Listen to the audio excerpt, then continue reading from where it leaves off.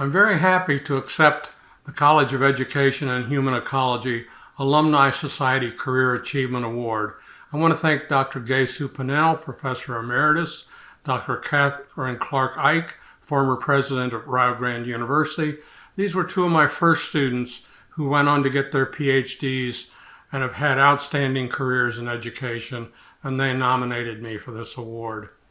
Also want to thank my wife Lib, who's been with me through the good times and the not so good times in my career. And sometimes I think there needs to be a warning label given to someone who's thinking about marrying a professor, something like, caution, you may be marrying a workaholic. I grew up in Troy, Ohio, great small city with excellent schools. I was already recognized as a future teacher when I was in high school. Here you see a picture of me in my high school yearbook helping a chemistry student with one of her lessons. I loved my time at Ohio State, but Ohio State is not just the buildings or the grounds, it's the people. And I met some great ones there who really influenced my career and my life.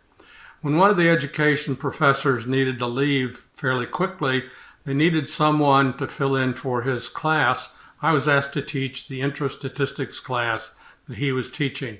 The more I did this, the more I was becoming hooked on being a professor.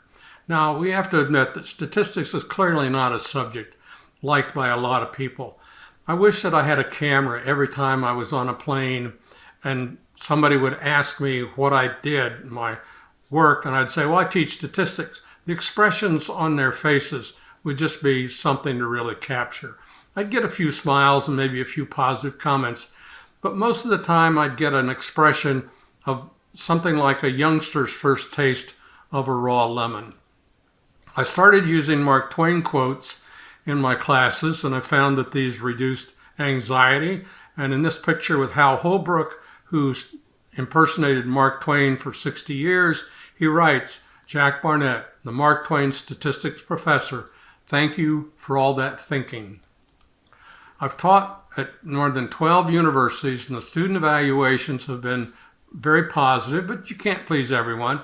I had one student write in the evaluation, "I know you worked hard to teach this course, but no one can make liver taste like filet mignon."